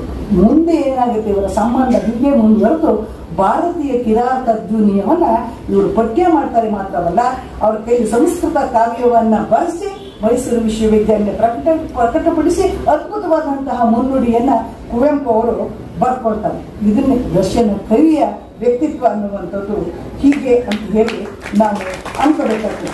ಇಂತಹ ಅನೇಕ ಘಟನೆಗಳು DVG ಅವ್ರ ಹತ್ರ ಒಂದ್ಸರಿ ಹೋಗ್ತಾರೆ. ನೀನು ಬಹಳ ಪ್ರವೀಣ ಛಂದಸ್ನಲ್ಲಿ ಅದರಲ್ಲಿ ಇದರಲ್ಲಿ ಅಂತ ಹೇಳಿ ಯಾವುದೋ ಬಹುಶಃ ಕನ್ನಡ ಕಾವ್ಯಾಲಂಕಾರದಲ್ಲಿ ಒಂದು ಅರ್ಪಣೆ ಬರೆದಿರ್ತಾರೆ. 2ನೇ ಸಾರಿ ಬರುತ್ತೇವೆ, ಬಂದು ಸರಿ ಇಲ್ಲ ಅಂತ ಹೇಳ್ತಾರೆ. ಇವರು ಕಾವ್ಯಾಲಂಕಾರ ಆಯ್ತಾ. ಆಗ ಅವರು ಅದು ಯತಿ ಅಂತಾರೆ. ಇವ್ರಿಗೆ ಯತಿ ಬರೋದಿಲ್ಲ ಅಂತೇಳಿ, ನಿಮ್ಗೆ ಗೊತ್ತಿಲ್ಲ ಅಷ್ಟೇ, ನನ್ನ ಪದ ಗೊತ್ತಿಲ್ಲ ಅನ್ನೋದು ಅವ್ರು ಹೇಳಿರಕ್ಕಿಲ್ಲ ಪಾಪ. ಅವ್ರು ಏನ್ ಮಾಡ್ತಾರೆ, ಬೇರೆ ಬೇರೆ ಕವಿಗಳದ್ದು ಪಂಪ, ರಣ ಇತ್ಯಾದಿ ಕವಿಗಳದ್ದೆಲ್ಲವನ್ನು ಯತಿ ಹೆಂಗ್ ಬಳಸಿದ್ದಾರೆ, ಯತಿ ಅನ್ನೋ ಪದ ಇಲ್ಲೇ ಇರಬಹುದು, ಆದ್ರೆ ಯತಿಯನ್ನ ಹೆಂಗ್ ಬಳಸಿದ್ದಾರೆ ಅನ್ನುವಂಥದ್ದನ್ನ ಪಂಪರನ್ನ ಪದ್ಯಗಳನ್ನು ಇಟ್ಟುಕೊಂಡು ಅವ್ರು ತೋರಿಸ್ಕೊಳ್ತಾರೆ. ಶಿಷ್ಯನ ಮುಂದೆ ಗುರು ಪರಾಜಿತನಾದ ಅಂತ ಹೇಳಿ ಶ್ರೀರಾಮ ಪರಿಕ್ರಮನ ನಾವೇನು ಗ್ರಂಥ ಬರೆದಿರ್ತಾರಲ್ಲ ಅದನ್ನ ಬರೆದು ಸಹಿ ಹಾಕಿ ಕೊಡ್ತಾರೆ ಅನ್ನುವಂಥದ್ದು ಅವರ ಜೀವನ ಪ್ರಸಂಗ. ಇವನ್ನೆಲ್ಲವನ್ನು ನೋಡಿದ್ರೆ ಈ ವಿದ್ವತ್ ಕೃಷ್ಣಮೂರ್ತಿಯವರು ಏನು ವಿದ್ವತ್ತು, ಅವರು ವಿದ್ವತ್ತನ್ನ ಪೋಷಿಸಿದಂತಹ ಜನರ ವ್ಯಕ್ತಿತ್ವ, ಗುಣ, ವಿದ್ವತ್ತು ಎಂಥದ್ದು ಅಂತ ಹೇಳಿದ್ರೆ ನಮ್ಮ ಅಳತೆಗೋಲಿಗೆ, ಇವತ್ತಿನ ನಮ್ಮಂಥವರ ಅಳತೆಗೋಲಿಗೆ ಸಿಗುವಂತಹ ಸಂಗತಿ ಅಲ್ವೇ ಅಲ್ಲ. ಇದರ ನಡುವೆ ಅವರ ಬದುಕಿನಲ್ಲಿ ಕೌಟುಂಬಿಕವಾಗಿ ಒಂದು ದುರಂತ ನಡೀತದೆ. ನಮ್ಮ ಲೀಲಾ ಪ್ರಕಾಶ್ ಇದಾರಲ್ಲ, ಅವ್ರ 7ನೇ ಮಗಳು, ಅವ್ರಿಗೆ 9 ಜನ ಮಕ್ಕಳು. ಎಲ್ಲ ಆಗಿನ ಕಾಲದಾಗ ಮಕ್ಕಳೇ ಜಾಸ್ತಿ. ನಮ್ಮ ಕುಂದು ನಾವು 8 ಜನ, 9 ಜನ ಮಕ್ಕಳು. ಒಬ್ಬನೇ ಮಗ, ಕೊನೆಯ ಮಗ ಮತ್ತು ಒಬ್ಬನೇ ಮಗ, ಏಕೈಕ ಪುತ್ರ ಮತ್ತು ಮಗಳು ಕಾಲು ಜಾರಿ ಬಿದ್ದು ನದಿಗೆ ಮುಳುಗಿ ಹೊರಟೋಗ್ತಾರೆ. ಆ ಸಂದರ್ಭವನ್ನ, ಆ ಒಡಗರಿಯ ಸಂಕಟ ಇದೆಯಲ್ಲ, ಅದು ಕೃಷ್ಣಮೂರ್ತಿ ಅವರ ಜೀವನಮಾನದ ಉದ್ದಕ್ಕೂ ಕೂಡ ಅವರನ್ನ ಬಾಧಿಸ್ತಲೇ ಇತ್ತು. ನಮ್ಮಂತವ್ರಾಗ್ಬಿಟ್ಟಿದ್ರು ಜೀವನವೇ ಬೇಡ, ಯಾಕೆ ಬೇಕು ಅಂತ ಏನ್ ಮಾಡ್ಕೊಬಿಡ್ತಿದ್ವೋ ಏನೋ ನಮ್ಗೆ ಗೊತ್ತಿತ್ತಿಲ್ಲ. ಆದ್ರೆ ಇವರು ತತ್ವಶಾಸ್ತ್ರಜ್ಞರು, ತರ್ಕಶಾಸ್ತ್ರಜ್ಞರು, ಸಾಹಿತ್ಯ ಬಲ್ಲವರು, ಇವೆಲ್ಲವೂ ಆಗಿ ಅವರು ಶಿವನ ರೀತಿಯಲ್ಲಿ ಶ್ರೀಕಂಠನಾಗಿ ಸಂಪೂರ್ಣವಾಗಿ ತನ್ನ ನೋವನ್ನು ನುಂಗಿ ಈ ಸಾಹಿತ್ಯ ಕ್ಷೇತ್ರಕ್ಕೆ ತಮ್ಮನ್ನ ಅರ್ಪಿಸ್ಕೊಂಡು ಬಿಡ್ತಾರೆ. ಅದಾಗ ನನಗೆ ವಾಲ್ಮೀಕಿಯ, ತಪ್ಪಾದ್ರೆ ಕ್ಷಮಿಸಿ ನಮ್ಮಣ್ಣವರೇ, ವಾಲ್ಮೀಕಿಯ ಈ ಕ್ರೌಂಚ ಪಕ್ಷಿಯ ರಾಮಾಯಣ ರಚನೆಯ ಹಿಂದೆ ಕ್ರೌಂಚ ಪಕ್ಷಿಯ ಕಥನ ನನಗೆ ನೆನಪಿಗೆ ಬರ್ತದೆ. ಶೋಕದಿಂದ ಶ್ಲೋಕ ಹುಟ್ಟಿತು ಅಂತ ಒಂದು ಮಾತು ಇದೆಯಲ್ಲ, ಹಾಗೆ ಲೌಕಿಕವಾಗಿ ಮಗನ ಸಾವು ಕೃಷ್ಣಮೂರ್ತಿಯವರಿಗೆ ತುಂಬಲಾರದ ನಷ್ಟ ನಿಜ. ಆದ್ರೆ ಆ ಸಾವು ಸಾಮಾಜಿಕವಾಗಿ ಗಳಿಸಿದ ಯಶಸ್ಸು ಇದೆಯಲ್ಲ, ಅದು ಸಾವಿಗಿಂತ ದೊಡ್ಡದು. ಇವತ್ತು ಶತಮಾನೋತ್ಸವ ಯಾಕೆ ಆಚರಿಸ್ತೀವಿ? ಸಾವನ್ನು ಮೀರಿದ ಯಶಸ್ಸು ಇದು. ಹಾಗಾಗಿ ಮುಂದೆ ಅವರು ಗೋಕಾಕರ ಆವರಣ ಬೆಳೆಗೆ ಪುಟ್ಟಬರ್ತಿಗೆ ಹೋಗ್ತಾರೆ, ಅಲ್ಲೂ ಕೆಲಸವನ್ನ ಮಾಡ್ತಾರೆ. ಅಲ್ಲಿ ಕಸ್ತೂರಿಯವರು, ಅದು ಮತ್ತೆ ಪ್ರಸಂಗಗಳು ಹೋಗ್ತದೆ, ನಾನು ಹೋಗಲ್ಲ ನಾನು ಜಾಸ್ತಿ. ಬಹುಶಃ ಜೀವನ ಅಂದರೆ ಇದೇ ಇರಬೇಕು. ಅದು ನಿಲ್ಲೋದಿಲ್ಲ. ನಿರಂತರತೆಯೇ ಜೀವನದ ಚಲನಶೀಲ ಗುಣ. ಇವರ ಜೀವನದ ಹಾದಿ ಸವೆಸಿದ ಹಾದಿ ಇದೆಯಲ್ಲ, ಬರಹಗಾರರಿಗೆ ಸ್ಫೂರ್ತಿ ಕೊಡ್ತದೆ, ನೊಂದವರಿಗೆ ಪ್ರೇರಣೆಯನ್ನು ಕೊಡುವಂಥದ್ದು, ಅಧ್ಯಾಪಕರಿಗೆ ಮಾರ್ಗದರ್ಶನ ನೀಡ್ತದೆ. ಶಿಸ್ತಿಲ್ಲದ ವಿದ್ಯಾರ್ಥಿಯೇ ಅಲ್ಲ ಅಂತ ಹೇಳ್ತಾರೆ. ಪೂರ್ವವಾಗಿ ಸಿದ್ಧತೆ ಇಲ್ಲದೆ ಪಾಠ ಮಾಡಕ್ಕೆ ಹೋಗ್ತಾರಲ್ಲ, ಅವನ ಮೇಷ್ಟ್ರೇ ಅಲ್ಲ ಅನ್ನೋದು ಇವರ ತೀರ್ಮಾನ. ಹೀಗೆ ಅವರ ವಿಚಾರ ಒಂದಾದರೆ, ಇನ್ನು ಸಾಹಿತ್ಯ ಕೃಷಿಯಲ್ಲಿ ಈಗಾಗಲೇ ಏನೇನು ಕೆಲಸ ಮಾಡಿದ್ದಾರೆ ಅನ್ನುವಂಥದ್ದು 2 ದಿನದ ಮಟ್ಟಿಗೆ ನೀವು ಮಾತಾಡಿದ್ದೀರಿ. ಅವರು ಕನ್ನಡ ಸಂಸ್ಕೃತ ಭಾಷೆಗಳ ಸೇತುವಾಗಿ ಕನ್ನಡ ಸಂಸ್ಕೃತ ಇಂಗ್ಲಿಷ್ ಭಾಷೆಗಳನ್ನು ಲೀಲಾಜಾಲವಾಗಿ ಅದರಲ್ಲಿ ವ್ಯವಹರಿಸಬಲ್ಲಂತಹ ಭಾಷಾ ತಜ್ಞತೆಯನ್ನು ಅವರು ಹೊಂದಿದ್ರು ಅನ್ನುವಂಥದ್ದು ಗೊತ್ತಿರೋ ವಿಚಾರ. ಕುವೆಂಪು ಅವರು ಅಷ್ಟು ದೊಡ್ಡ ರಾಷ್ಟ್ರಕವಿ ರಸ ಋಷಿ ಅನ್ನಿಸ್ಕೊಂಡ್ರು ಕೂಡ ಅವರು ಪ್ರಾರಂಭ ಮಾಡಿದ್ದು ಇಂಗ್ಲಿಷ್ ಲೇಖನ ಬರೆಯಕ್ಕೆ ಶುರು ಮಾಡಿದ್ದು. ಆಮೇಲೆ ಅವರು ಕನ್ನಡಕ್ಕೆ ಹೊರಡ್ತಾರೆ. ಹಾಗೆ ಇವರೂ ಕೂಡ ಇಂಗ್ಲಿಷಲ್ಲಿ ಲೇಖನ ಶುರು ಮಾಡ್ತಾರೆ. ಸುಮಾರು 100ಕ್ಕಿಂತ ಹೆಚ್ಚು ಲೇಖನಗಳನ್ನು ಅವರು ಬರೀತಾರೆ ಇಂಗ್ಲಿಷಿನಲ್ಲಿ. 60 ಕನ್ನಡಕ್ಕಿಂತ ಇಂಗ್ಲಿಷ್ನಲ್ಲಿ ಹೆಚ್ಚು ಬರೀತಾರೆ. ಅದು ಸಾಹಿತ್ಯಕ್ಕೆ, ಕನ್ನಡ ಸಾಹಿತ್ಯಕ್ಕೆ, ಸಂಸ್ಕೃತ ಸಾಹಿತ್ಯಕ್ಕೆ, ಕಾವ್ಯ ಮೀಮಾಂಸೆಗೆ, ಅಧ್ಯಾತ್ಮಕ್ಕೆ ಸಂಬಂಧಪಟ್ಟದ್ದು ಆಗಿತ್ತು ಅನ್ನೋದನ್ನ ನಾವು ನೋಡಬೇಕು. ಕನ್ನಡ ಸಾಹಿತ್ಯ ಪಟ್ಟಂತಹ ಸಂಬಂಧಪಟ್ಟ ಇಂಗ್ಲಿಷ್ ಲೇಖನ ಇದೆಯಲ್ಲ, ಅದು ಸಂಸ್ಕೃತ ಸಾಹಿತ್ಯ ಕನ್ನಡ ಸಾಹಿತ್ಯದ ಬೆಳವಣಿಗೆ ಮತ್ತು ಅಭಿವೃದ್ಧಿಗೆ ಹೆಂಗೆ ಪ್ರಭಾವವನ್ನು ಬೀರ್ತು ಎಂಬುದನ್ನು ಪ್ರಾಚೀನ ಕವಿಗಳಿಂದ ಆಧುನಿಕ ಕವಿಗಳವರೆಗೂ ಕೂಡ ವಿವರಣಾತ್ಮಕವಾಗಿ ಅವರು ಕೊಡ್ತಾರೆ. ಇನ್ನು ಸಂಸ್ಕೃತ ಸಾಹಿತ್ಯಕ್ಕೆ ಸಂಬಂಧಪಟ್ಟಂತಹ ಕವಿಕೃತ ವಿಚಾರವನ್ನ ಎಷ್ಟು ವಿಮರ್ಶಾತ್ಮಕವಾಗಿ ಗಂಭೀರವಾಗಿ ಅಧ್ಯಯನ ಮಾಡಿದ್ದಾರೆ ಅಂತ ಹೇಳಿದ್ರೆ, ಆ ಅಧ್ಯಯನವನ್ನು ಹಿಡ್ಕೊಂಡು ಹೋದ್ರೆ ಸಾಕು ಒಂದೊಂದು PhD ನಾವು ಪಡಿಬಹುದು. ಆ ಸಂದರ್ಭದಲ್ಲಿ ನನ್ನಂತಲ್ಲಿ ಭಾರಿ ಖುಷಿ ಕೊಟ್ಟಿದ್ದು ಅಂತ ಹೇಳಿದ್ರೆ, ಸಂಸ್ಕೃತ ಸಾಹಿತ್ಯದಲ್ಲಿ ಸ್ತ್ರೀಯರನ್ನ ಕುರಿತು ಅವರೊಂದು ಲೇಖನ ಬರೀತಾರೆ. ಅದ್ಭುತವಾದ ಲೇಖನ. ಬಹುಶಃ ನನ್ನ ತಿಳುವಳಿಕೆ, ನನ್ನ ಮೇಷ್ಟ್ರು ವೆಂಕಟಾಚಲ ಶಾಸ್ತ್ರಿ ಅವರು, ಉಪಾಧ್ಯಾಯ ಅವರು, ನನ್ನ ಮೇಷ್ಟ್ರು ಉಪಾಧ್ಯಾಯ ವೆಂಕಟಾಚಲ ಶಾಸ್ತ್ರಿ ವರದರಾಜರಾವ್. ಯಾಕೆ ಹೇಳ್ತಾ ಇದ್ದೀನಿ ಮುಂದೆ ತಿಳ್ಕೊಳ್ಳಿ, ಡ್ಯಾಶ್ ಆಯ್ತಾ. ಅವರು ಸ್ತ್ರೀಯರನ್ನ ನನ್ನ ತಿಳುವಳಿಕೆಯನ್ನ ಗಮನಿಸಿದಾಗ ಬಹುಶಃ ಸ್ತ್ರೀಯರನ್ನ ಕೇಂದ್ರವಾಗಿ ಇಟ್ಟುಕೊಂಡು ಅಭ್ಯಾಸ ಮಾಡಿದಂಥವ್ರು ನನ್ನ ತಿಳುವಳಿಕೆ ಇನ್ನು ಕೇಳ್ಕೊಂಬಲ್ಲಿ ಹಾಕ್ತಾ ಇದ್ದೀನಿ. ಅದು ಬಹುಶಃ ಕೃಷ್ಣಮೂರ್ತಿಯವರೇ ಮೊದಲು ಕಾಣಿಸುತ್ತೆ. ನೀವು ಹೇಳಬೇಕು ಮುಂದೆ ಯಾರ್ಯಾರು ಬರೆದ್ರು, ಆಮೇಲೆ ಮುಂದೆ ಬರೆದವ್ರು ಗೊತ್ತು ನನಗೆ. ಇನ್ನು ಭಾರತೀಯ ತತ್ವಶಾಸ್ತ್ರ ಮತ್ತು ಪಾಶ್ಚಾತ್ಯ ತತ್ವಶಾಸ್ತ್ರಗಳ ತುಲನಾತ್ಮಕವಾದಂತಹ ಅಧ್ಯಯನವನ್ನ ಅವರು ಕಾವ್ಯ ಮೀಮಾಂಸೆ ಕುರಿತಂತ ಇಂಗ್ಲಿಷ್ ಲೇಖನದಲ್ಲಿ ನೋಡ್ಬೋದು. ಇವ್ರ ಲೇಖನಗಳನ್ನ ಬರೀ ಭಾರತೀಯ ವಿದ್ವಾಂಸರು ಅಷ್ಟೇ ಅಲ್ಲ, ನನ್ನ ಮಾತಿನ ಕೊನೆಗೆ ಬರ್ತೀನಿ, ಭಾರತೀಯ ವಿದ್ವಾಂಸರು ಮಾತ್ರ ಅಲ್ಲ, ಪಾಶ್ಚಾತ್ಯ ವಿಮರ್ಶಕರು, ಅದೇ ಜರ್ಮನ್ನು, ಆಮೇಲೆ ಫ್ರಾನ್ಸು, ಅಮೆರಿಕ, ಲಂಡನ್, ಇವರೆಲ್ಲರೂ ಕೂಡ ಪ್ರಶಂಸೆ ಮಾಡ್ತಾರೆ. ಅದನ್ನ ಕುರಿತು ಬರೆದಿದ್ದಾರೆ ಕೂಡ. ಈ ಲೇಖನಗಳ ವಸ್ತು ವೈವಿಧ್ಯ ಆಗಲಿ, ಸಂಖ್ಯಾ ದೃಷ್ಟಿಯಿಂದಾಗಲಿ, ಬಹುಮುಖ ಚಿಂತನೆಯಿಂದಾಗಲಿ ಮೇಲುಗೋನೋಟಕ್ಕೆ ಗಮನಿಸಿದ್ರೆ ಸಾಕು ನಮಗೆ ಆಶ್ಚರ್ಯ ಆಗ್ತದೆ. ಒಬ್ಬ ವ್ಯಕ್ತಿಗೆ ಇಷ್ಟೆಲ್ಲ ಬರೆಯಲು ಸಾಧ್ಯವೇ ಅಂತ ಹೇಳಿ ಲೋಕ ವಿಸ್ಮಯವಾಗಿ ನಮ್ಮನ್ನ ಕಾಡ್ತದೆ. ಹಾಗೆ ನೋಡಿದ್ರೆ ಇವರ ಪ್ರಧಾನ ಕ್ಷೇತ್ರ ಅನುವಾದ ಕ್ಷೇತ್ರ. ಅನುವಾದ ಕ್ಷೇತ್ರ ಅನ್ನುವಂಥದ್ದು ಸುಲಭ ಅಲ್ಲವೇ ಅಲ್ಲ. ಬಹುಭಾಷಾ ತಜ್ಞತೆ ಬೇಕು, ವಸ್ತುವಿನ ಬಗ್ಗೆ ಆಳವಾದ ಪರಿಜ್ಞಾನ ಇರಬೇಕು, ಕಾವ್ಯ ಶಾಸ್ತ್ರಗಳ ತಲಸ್ಪರ್ಶಿಯಾದಂತಹ ತಿಳುವಳಿಕೆ ಇರಬೇಕು, ಅಭಿವ್ಯಕ್ತಿಯ ಕೌಶಲ್ಯ ಇರಬೇಕು, ಸಮಯ ಮತ್ತು ಶ್ರಮ ಇವೆರಡರ ತ್ಯಾಗವೂ ಕೂಡ ಇರಬೇಕಾಗ್ತದೆ. ಹೀಗೆ 30ಕ್ಕೂ ಹೆಚ್ಚು ಅನುವಾದ ಕೃತಿಗಳನ್ನ ನಾವು ತರ್ತಾರೆ. ನಾಟಕಗಳನ್ನ, ಕಾವ್ಯಗಳನ್ನ, ಅಲಂಕಾರ ಗ್ರಂಥಗಳನ್ನ, ಸಂಪಾದಿತ ಕೃತಿಗಳನ್ನ, ಹೀಗೆಲ್ಲವೂ ಕೂಡ ತರ್ತಾರೆ. ಈ ಲೇಖನ, ಈ ಅನುವಾದಗಳ ನಡುವೆಯೂ ಕೂಡ ಅಷ್ಟೊಂದು ಪರಿಪೂರ್ಣವಾದಂತಹ ಯಶಸ್ಸು ನನ್ನಂತ ಅನಾಮಧೇಯಲೂ ಕೂಡ, ಸಂಸ್ಕೃತ ಕ್ಷೇತ್ರಕ್ಕೆ ಅನಾಮಧೇಯಳಾದ ನನ್ನಂತವೂ ಕೂಡ ನೆನಪಿಸ್ಕೊಳ್ಳೋದು ಯಾವುದ್ರ ಮುಖಾಂತರ ಅಂತ ಹೇಳಿದ್ರೆ ಅದು ಕಾವ್ಯ ಮೀಮಾಂಸೆಯ ಕೃತಿಗಳ ಮುಖಾಂತರ. ನಾನು ಆಗ್ಲೇ ಹೇಳಿದೆ, ಅದರ ರುಚಿ, ಓದಿನ ರುಚಿಯೇ ಬೇರೆಯ ಮನಸ್ಥಿತಿಯಲ್ಲಿ ನಾವು ಅದನ್ನ ಗ್ರಹಿಸ್ಕೊಳ್ಬೇಕಾಗುತ್ತೆ. ವೆಸ್ಟರ್ನ್ ಕ್ರಿಟಿಸಿಸಮ್, ಇಂಡಿಯನ್ ಪೊಯಿಟಿಕ್ಸ್ ಎರಡನ್ನು ಕಂಪ್ಯಾರಿಸನ್ ನೀವು ಮಾಡ್ತಾ ಹೋಗ್ರಿ. ಆ ರಸ ಸಿದ್ಧಾಂತ, ಆ ಧ್ವನಿ ಸಿದ್ಧಾಂತ, ಆ ಔಚಿತ್ಯ, ಅಯ್ಯೋ ಅಯ್ಯೋ ಅಯ್ಯೋ, ಅದು ಕಲ್ಪಿಸ್ಕೊಳಕ್ ಸಾಧ್ಯವಾಗುದಿಲ್ಲ. ಒಂಥರ ರೋಮಾಂಚನ ಆಗಿಬಿಡುತ್ತೆ. ಅದಕ್ಕೆ ನಾನು ಯಾರಿಗೋ ಹೇಳ್ತಾ ಇದ್ದೆ, ನಮ್ಮ ಭಾರ್ಗವ್ಗೆ ಹೇಳ್ತಾ ಇದ್ದೆ, ಒಂದು ರಸ ಸಿದ್ಧಾಂತದ ಬಗ್ಗೆ ಒಂದ್ಸರಿ ಭಾಷಣ ಮಾಡಿಸ್ರಿ ನನ್ನ ಹತ್ರ ಅಂತ. ಕೇಳ್ತಾ ಪಾಠ ಮಾಡಿಸ್ರಿ ಅಂತ ಕೇಳ್ತಾ ಇದ್ದೆ ನಾನು. ಯಾಕೆ ಅಂತ ಹೇಳಿದ್ರೆ ಅಷ್ಟು ಒಂಥರ ಏನೋ ಒಂಥರ ಅನುಭವ, ಬರೀ ಅನುಭವ ಅಲ್ಲ, ಅನುಭವ ಸ್ಥಿತಿಗೆ ನಾವು ಹೋಗ್ಬಿಡ್ತೀವಿ. ಮೌಲ್ಯದ ದೃಷ್ಟಿಯಿಂದ, ಸಂಖ್ಯೆಯ ದೃಷ್ಟಿಯಿಂದ ಲೆಕ್ಕ ಹಾಕೋದಲ್ಲ, ಒಟ್ಟು ನೆಲೆಯ ದೃಷ್ಟಿಯಿಂದ ಅದು ಮಹತ್ವದ ಅನುವಾದ ಕೃತಿಗಳನ್ನ ಅವರು ಮಾಡಿ ಕನ್ನಡಕ್ಕೆ ಬಹಳ ಉಪಕಾರವನ್ನ ಮಾಡಿದ್ದಾರೆ. ಅದು ಹೆಂಗ್ ಮಾಡಿದ್ದಾರೆ ಅಂತೇಳಿ ನಿಮಗೆ ಗೊತ್ತು. ಮೂಲ ಸಂಸ್ಕೃತ ಕಾರಿಕೆ ಮತ್ತು ವೃತ್ತಿಗಳನ್ನ ಕೊಟ್ಟು ಕನ್ನಡ ಗದ್ಯದಲ್ಲಿ ಭಾವಾರ್ಥ ಕೊಡ್ತಾರೆ.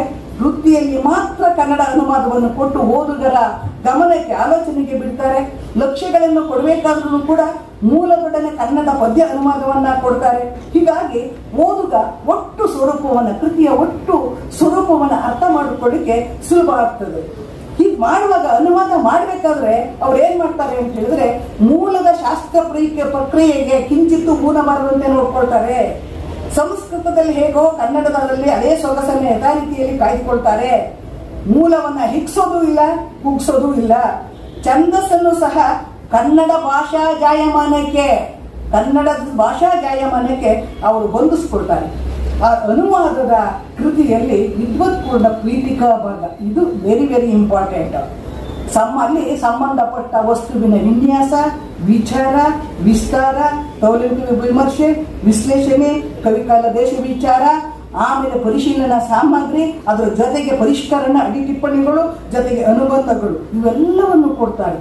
ಇದು ಅನುವಾದವು ಸ್ವತಂತ್ರ ಕೃತಿಯು ಆಗೋದಿಲ್ಲ. ಸ್ವತಂತ್ರ ಕೃತಿಯ ರೀತಿಯಲ್ಲಿಯೇ ರುಚಿಯನ್ನ ಇದು ಕೊಡ್ತದೆ. ಮಮ್ಮಟ ಮತ್ತೆ ರಾಜಶೇಖರನ ಕೃತಿ ಎರಡನ್ನ ಇಟ್ಟುಕೊಂಡು ಒಂದು 2 ನಿಮಿಷದಲ್ಲಿ ಹೇಳಿ ನನ್ನ ಮಾತಿಗೆ ಮುಕ್ತಾಯವನ್ನ ಹಾಡ್ತಾರೆ. ಈ ಮಮ್ಮಟ ಇದನ್ನಲ್ಲ, ಅವನ ಕಾವ್ಯ ಪ್ರಕಾಶ ಒಂಥರ ಅದ್ಭುತ. ಅದು ಅವರು ಹಿಂದಿನ ಲಾಕ್ಷಣಿಕರ ಕಾವ್ಯ ತತ್ವದ ಬಗ್ಗೆ ಎತ್ತಿರುವಂತಹ ಎಲ್ಲ ಮೂಲಭೂತವಾದಂತಹ ಪ್ರಶ್ನೆಗಳಿಗೆ ಕುಲಂಕುಷವಾದಂತಹ ಹೋಗಿ ವಿವೇಚಿಸಿ, ನಿರ್ವಚಿಸಿ, ಸಂದೇಹಕ್ಕೆ ಅವಕಾಶ ಇಲ್ಲದಂತೆ ಅವರು ಇಲ್ಲಿ ಅಭಿಪ್ರಾಯವನ್ನ ಅವನು ಮಂಡಿಸ್ತಾನಲ್ಲ, ಹಂಗೆ ಇವರು ಮಂಡಿಸ್ತಾನೆ. ಹೊಸ ವಿಧಾನಕ್ಕೆ ಮುಂಗಾಣಿಕೆಯಾಗಿ ದಿಕ್ಸೂಚಿಯನ್ನ ಕೆ ಕೃಷ್ಣಮೂರ್ತಿಯವರು ಕೊಡ್ತಾರೆ. ಮಮ್ಮಟನ ಕಾವ್ಯ ಪ್ರಕಾಶದ ಆ ಪ್ರಾಸ್ತಾವಿಕ ಮಾತುಗಳನ್ನು ಓದಿದ್ರೆ ಅಲಂಕಾರ ಸಾಹಿತ್ಯ ರಾಶಿಯನ್ನೇ ಓದಿದಂತಹ ಅನುಭವ ನಮಗೆ ಆಗ್ತದೆ. ಕನ್ನಡ ಕಾವ್ಯ ಮೀಮಾಂಸೆ ರಾಜಶೇಖರ ಅದು ಇನ್ನೊಂದು ಬಗೆ. ಶಾಸ್ತ್ರದ ಪ್ರಕ್ರಿಯೆಗಳನ್ನು ಅಡಗಿಸಿಕೊಂಡು ಸಾಹಿತ್ಯದ ಅಂತಸತ್ವವನ್ನು ತಿಳಿಯಲು ಸಹಕಾರಿಯಾಗುವಂತಹ ಕೃತಿ. ಇಲ್ಲಿ ಇವರೇನ್ ಮಾಡ್ತಾರೆ ಕೃಷ್ಣಮೂರ್ತಿಯವರು? ಅಲಂಕಾರ, ಗುಣ, ರೀತಿ, ರಸಧ್ವನಿ, ಔಚಿತ್ಯ, ಪ್ರಾಯೋಗಿಕ ವಿಮರ್ಶೆ, ಹೀಗೆ ಹಲವು ಆಯಾಮಗಳಲ್ಲಿ ಕಾವ್ಯ ಮೀಮಾಂಸೆಯನ್ನು ವಿವೇಚಿಸುವಂತಹ ರೀತಿ ಇದೆಯಲ್ಲ, ಅದು ಅದ್ಭುತವಾಗಿದೆ. ಒಂದು ಈ ಕಾವ್ಯ ಮೀಮಾಂಸೆ ಕೃತಿಗಳನ್ನ ಅವಲೋಕಿಸಿದ ಸಾಕು, ಕಾವ್ಯ ಚಿಂತನೆಯ, ತತ್ವ ಚಿಂತನೆಯ ಬಗ್ಗೆ ಒಂದು ಐತಿಹಾಸಿಕ ನೋಟ ತನಗೆ ತಾನೇ ಅದು ರೂಪಿತವಾಗಿ ಬಿಡ್ತದೆ. ಕನ್ನಡ ಅಂದ್ರೆ ಸಂಸ್ಕೃತ ಸಿದ್ಧಾಂತ, ಕಾವ್ಯ ಸಿದ್ಧಾಂತಗಳಿಗೂ ಕನ್ನಡದ ಲಾಕ್ಷಣಿಕರಿಗೂ ಇರುವಂತಹ ಸಾದೃಶ್ಯ ವೈದೃಶ್ಯಗಳು ಏನು ಅನ್ನುವಂಥದ್ದು ನಮಗೆ ವ್ಯಕ್ತವಾಗಿ ಬಿಡ್ತದೆ. ಬಹುಶಃ ಮೀಮಾಂಸೆಯನ್ನ ಸಾಕ್ಷಾತ್ಕಾರ ಮಾಡಿಕೊಂಡಿದ್ರು ಅಂತ ಕಾಣಿಸುತ್ತೆ ಕೃಷ್ಣಮೂರ್ತಿಯವರು.